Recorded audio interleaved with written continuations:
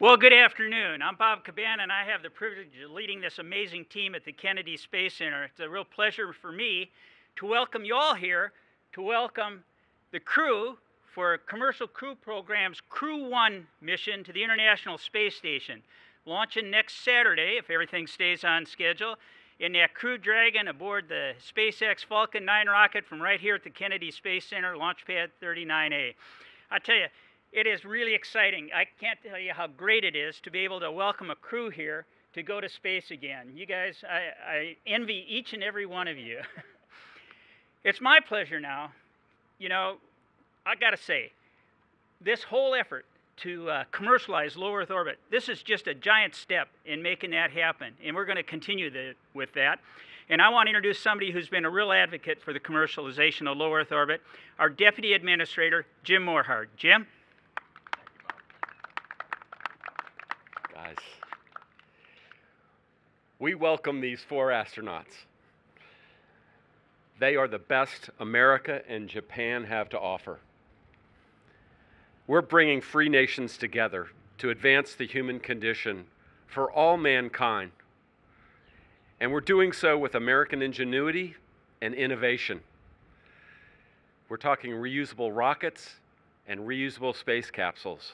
And we're going to the space station that's allowed us to do research there for 20 years, as well as keep a human presence there, which we need to continue. 22 years ago, Bob Cabana commanded the first International Space Station Assembly mission, where the station was activated and entered by our astronauts. So today, we have the beginning, and we have our future. And I'm so proud of all of them. Now, let me kick you some knowledge about Jim Bridenstine so I can introduce him. Honestly, he's my dear friend and my boss. Let me introduce Jim Bridenstine.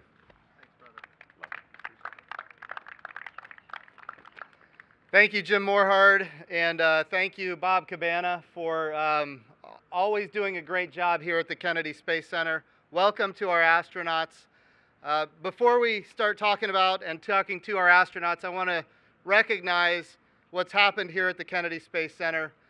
Transformational activities that have resulted in this being a multi-user spaceport, and Colonel Bob Cabana has been leading this effort for over a decade now, and it's been amazing. And the partners that we have with SpaceX and Boeing as it relates to our commercial launches, Bob, we're so grateful for all of your service. And of course, Jim Morhard, thank you for the introduction. I will tell you, right now NASA has the highest budget it's ever had in nominal dollars. It doesn't hurt to have a deputy administrator who comes from the legislative arena, who has worked in the Senate, and who can help us accomplish these big things. So thank you to Jim Morhard as well. So today we are taking another big leap in this transformation in how we do human spaceflight. And what we're talking about here is the commercialization of space, where NASA is one customer of many customers in a very robust commercial marketplace in low Earth orbit. What we're doing is we're transitioning from a test flight to operational flights. Make no mistake, every flight is a test flight when it comes to space travel. But it's also true that we need to routinely be able to go to the International Space Station.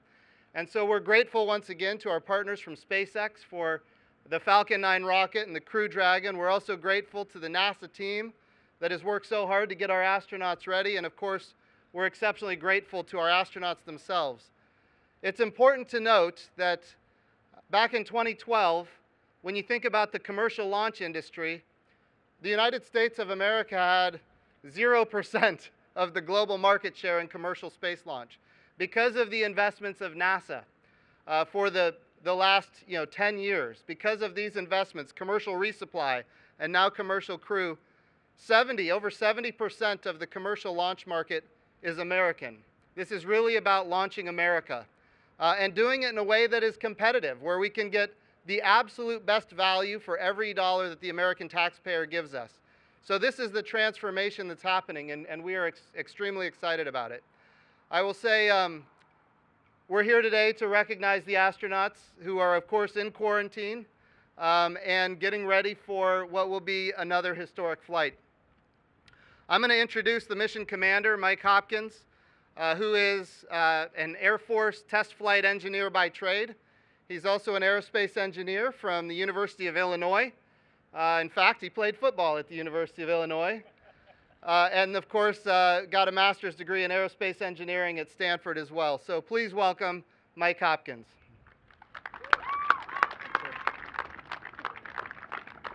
Thank you, sir. And good afternoon. Good afternoon, Florida. Good afternoon, America. It feels really good to be here. I'd like to start off by just saying thank you. On behalf of the crew of Resilience, on behalf of our families, we want to say a big thank you to all of the people at SpaceX, at NASA, and in the DoD that have been working tirelessly to get us to this point. It's really been an incredible effort by an incredible group of people. For the crew, we're ready. We've spent the last couple of weeks kind of fine-tuning our training, and we've also had an opportunity to spend a little bit of time at home with our families, and we're truly honored to be a part of this transition. As the administrator said, we're starting this new era where we're going to rotate crews to the International Space Station from American soils with our commercial partners like SpaceX, and so we're very excited to be a part of that. Colonel Cabana, thank you in advance for the hospitality, and we look forward to the week ahead. Thank you. And I guess I'm supposed to introduce the next crew member. So it's my honor as well to introduce Commander Victor Glover. Victor and I have been working here together for the past couple of years now. Victor is from Cal Poly. Victor also may have happened to play football, but on the other side of the ball. But it's definitely my honor to introduce Victor. You won't find a better astronaut out there, a better father, a better husband, a better person. Victor. Thank you for the introduction, Hopper, and thank you, gentlemen, for the kind words. And welcome to all of you. Welcome to this very special place, the Kennedy Space Center Shuttle Landing Facility. I've never had the opportunity to land a space shuttle here, but I've landed the training aircraft that we fly, and every single time I know that a few days later I'm going to come back and I'm going to fly that jet out of here. And it's really special today because we flew an airplane in here, but the plan is for us to leave on top of a rocket. So that's pretty neat. That's pretty awesome. I just wanted to say thank you to everyone. You know, we have this great team, we have this great mission ahead of us, and we all look forward to getting on orbit and doing our best to make you all proud of us. So thank you for your support, and thank you for being here today. Go Falcon, go Dragon, and go Resilience. I have the honor of introducing my crewmate, Dr. Shannon Walker, and I will say that she's a great crewmate. Mike and I were at this for 2.5 years, and Shannon and Soichi were added to the crew about 6-8 months ago, and it has really been an amazing opportunity to learn from Shannon and Soichi, and her experience at NASA and her experience in the astronaut office have been very valuable to me, the rookie on the crew. And so I am greatly in debt to both of them for their experience, and so I would like to bring up Shannon Walker. All right, thank you so much. It is so exciting to be here. Yeah, as Victor said, I've been in the astronaut office a long time. I've had one other flight. I did not launch out of Florida for that flight, and so I am just so happy to be here in Florida getting ready for this launch. The difficulty with going third in line here is everybody has already said thank you to everybody, but I'll just echo their thanks to the whole team that have gotten us here, our training team, the people building the hardware, the space station that's ready for us. It's just so exciting. So thank you everybody for coming out and seeing us off. And with that, I think I'll just hand it over to my crewmate Soichi. Soichi is somebody that I have known for a very long time. As luck would have it, on his last shuttle flight, he actually flew with my husband, and so I had all the stories about Soichi, and now I have the privilege of actually flying with Soichi this time. So I'm very grateful. Thank you, Soichi.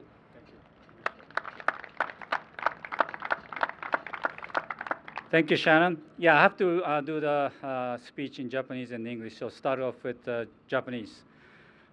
日本の皆さん、こんにちは。15年ぶりに、このケネディ宇宙センターに、プライムクルーとして来ることをとても嬉しく思っています。今、大変な時期ですけれども、日本で応援してくださっている大切な皆さんのためにも、このミッションをお届けしたいと思います。このミッションが日本の皆様に夢と希望と感動を分かち合えるように全集中で頑張りたいと思います。行ってきます。Now we're gonna thank you. Now we're gonna switch to English. Boy, it's such a nice feeling to be here as a prime crew. Believe me, this is the best part of astronaut life. Prime crew in KSC. I'd like to thank everybody to support our training the last 8 months. It's been a tough time. It's been a long wait. But the Crew-1 is in town, and we are the only game in town this week. And we go to space with pride. Our name is Resilience. Resilience is power to recover, will to restore, and we strive to survive. Our patch has no name on it because our mission is for everyone. In fact, Crew-1 is U1. All for one, one for all. Now, let's go fly.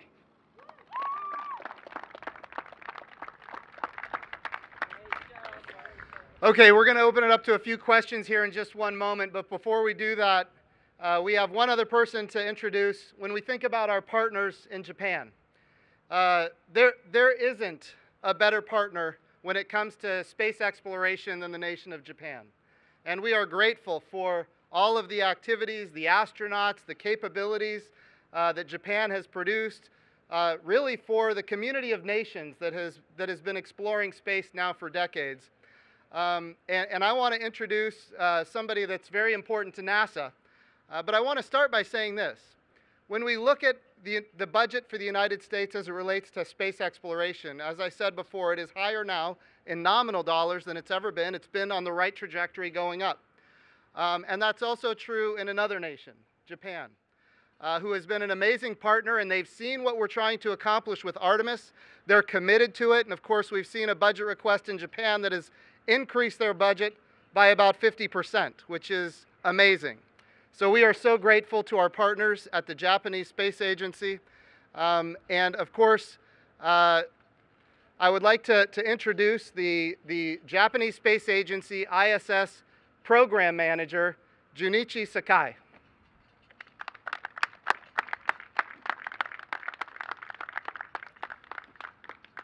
Thank you for introducing me.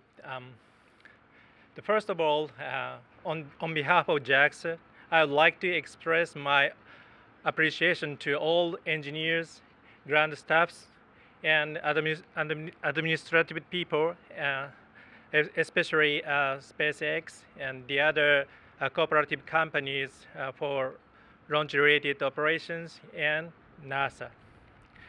Under such COVID-19 pandemic situations, I believe Crew-1 mission opens up a new era of low Earth orbit commercializations. I'm honored to be able to witness this great event, and I'm proud that Japanese astronaut Dr. Noguchi is fulfilling his responsibility as a member of this event. Tomorrow, flight readiness review will be held, and I'm expecting that we can confirm all items of flight readiness there.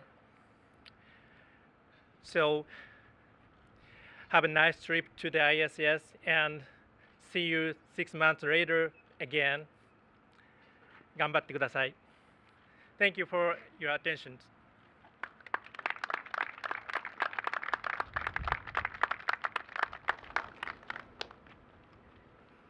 Okay, we're ready for Q&A, and remember folks, we only have about 15 minutes with these folks. You can tell that the weather that's coming in, so we want to be very cognizant of that for your safety and everyone else's. So we'll start right here, and as soon as you ask a question, we'll step forward and y'all keep your distance, and we'll start with Marcia. Please give your name and affiliation if you can, and also direct it to which crew member if you can do that too for efficiency. Go ahead. Marcia Dunn, Associated Press for Commander Hopkins.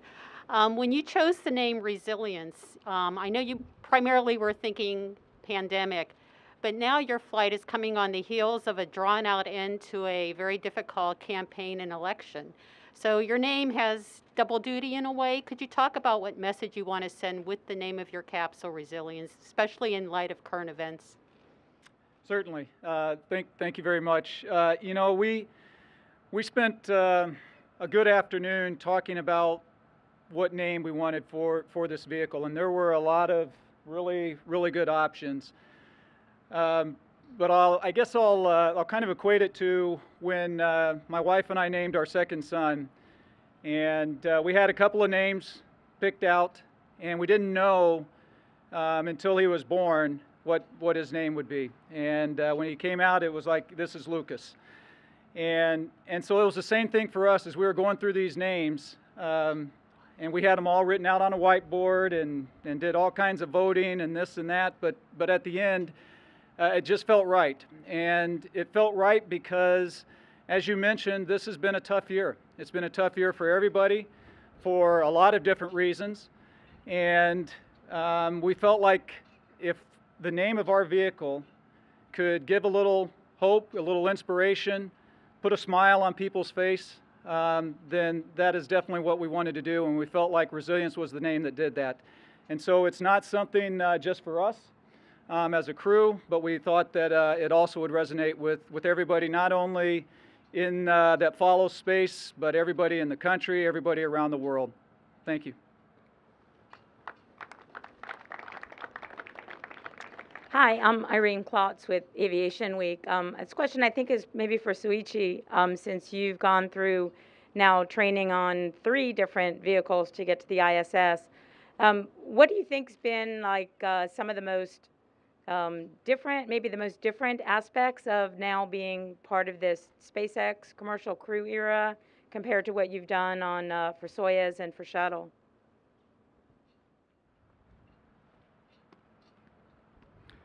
Thank you very much for questions. And yeah, I was very fortunate enough to experience space shuttle like Colonel Cabana, and Soyuz like Hopper and Shannon.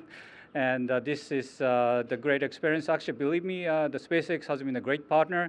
I was really surprised, pleasantly surprised with the way they handle the training and the preparation for the flight. So I have a full confidence continue with the rest of the mission. And our crew is obviously a very nice crew. The Hopper is a great leader, and Ike knows very good, have a good experience with his test flight background. And Shannon, we spent a long time, we are the Columbia survivor. So all 4 of us have a great history on the space flight, and our crew is really ready to go. Thank you.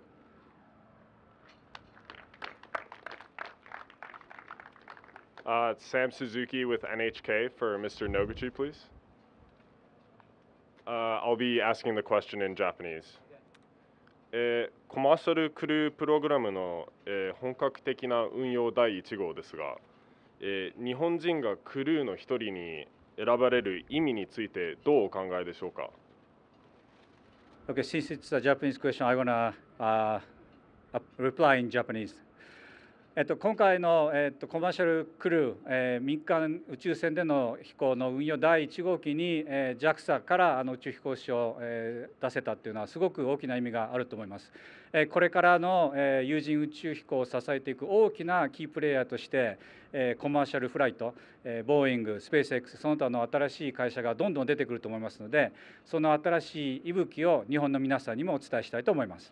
ありがとうございました。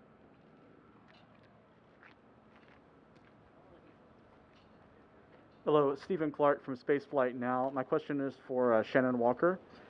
Since you've launched from Baikonur before, I just wanted to get your thoughts on the differences, maybe different feelings, different emotions coming down to the Space Coast to launch from American soil compared to your experience launching from Baikonur. Thank you. Yeah, thanks. You know, it's really interesting because I've been involved in the International Space Station program for so many years and have had the privilege of training and working with our partners in all the countries that are part of the partnership. And while there may be some subtle differences, basically underneath it all, it's all about the same. And so going to Baikonur, yep, you're going to a desert somewhere. They've got their traditions on launch preparations, and coming here to Florida, in a lot of ways, it's very familiar. It's the same. We do things a little bit different. It's certainly different countryside, but and it's in English, which is a nice bonus for me. But really, the preparation leading up to launch is the same. It's the same excitement. It's the same focus. It's the same dedication by the teams getting you ready to go. So I would say there's more similarities than there are differences.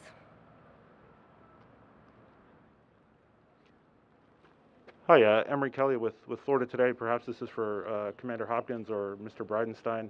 I'm wondering, compared to 2 crew versus 4, how the quarantine procedures are different with double the crew members, and basically how that's been going so far for you.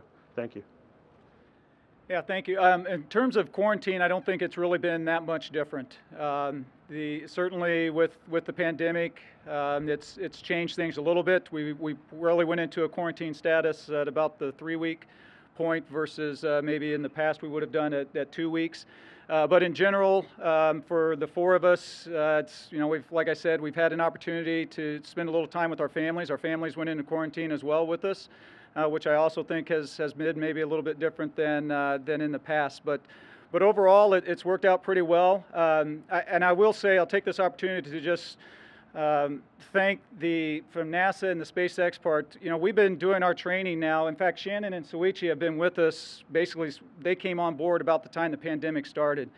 And so the training flow that we've done over the past 6, 7, 8 months has been in that environment. And I can't say enough about what NASA and what SpaceX has done to keep us safe, to keep our families safe throughout the whole training process. So it hasn't really just been the last 3 weeks. I really got to say it's been the last 8 months. It's been pretty incredible to see.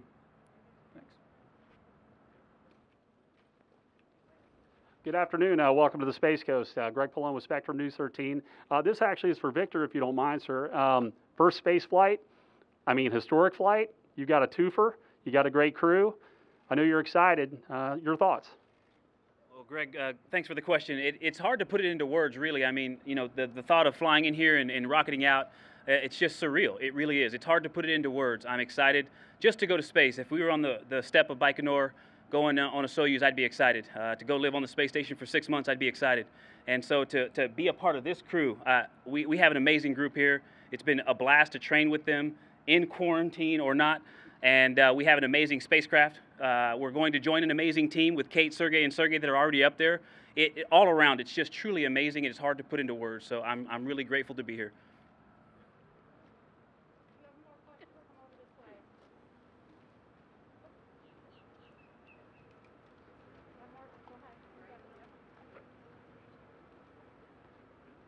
Marcia Dunn, AP again. I'm just wondering, this upcoming week, how much attention are you going to be paying to storms, weather, and do you have any new traditions you might be starting this week for this new era? Thank you. Yeah, from the weather standpoint, yes, we're going to be following it very closely. I think we've already started several days ago, actually, getting the weather briefs on what we thought it's going to look like next weekend.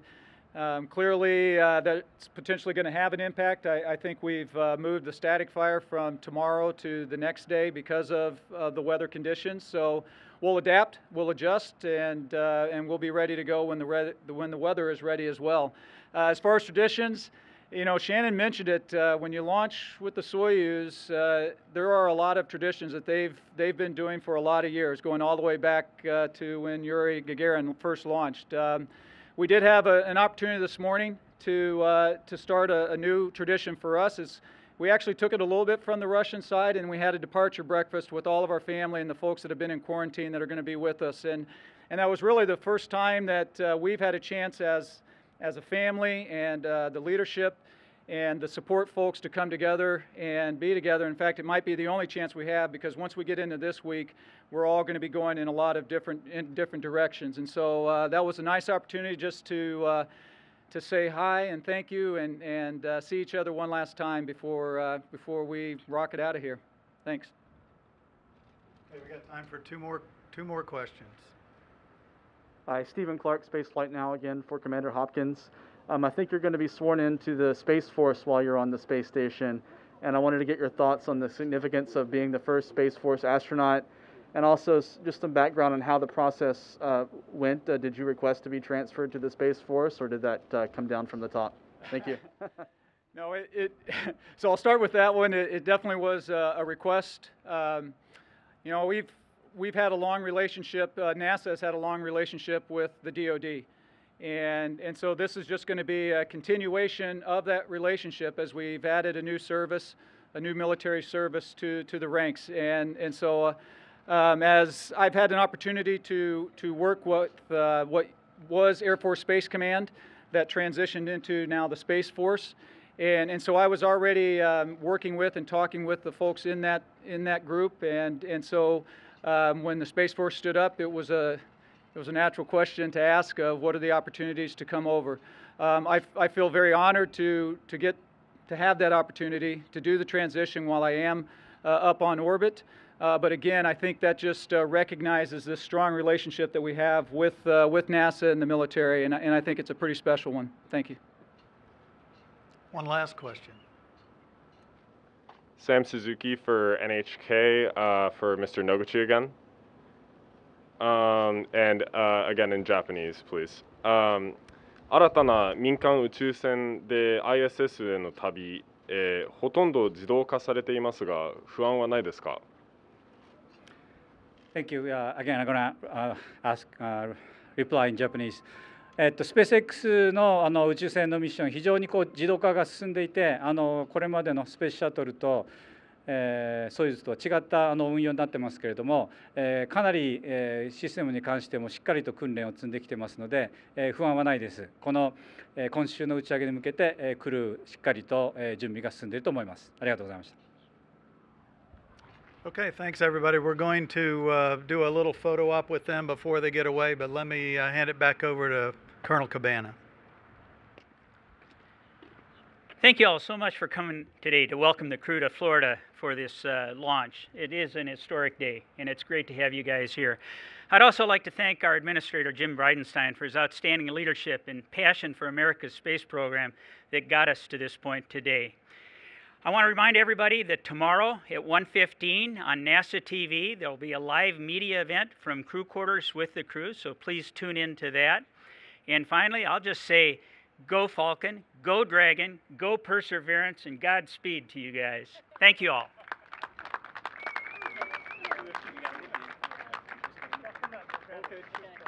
Behind or in front? Come right in front on each side, actually. We can get Soichi and Shannon on this side. Just put your names to there, and then Michael can go over here. Yep. All right.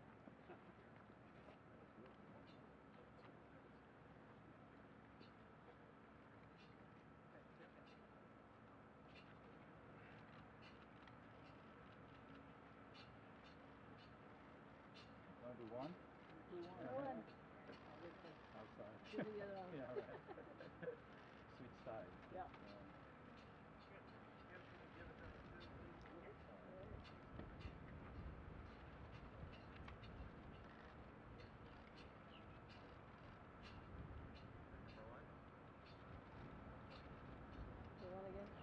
Sure, can do it again.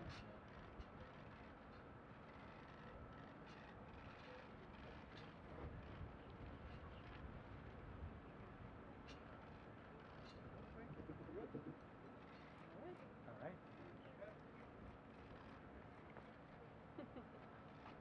Can we move them over here to launch? And Bob, and your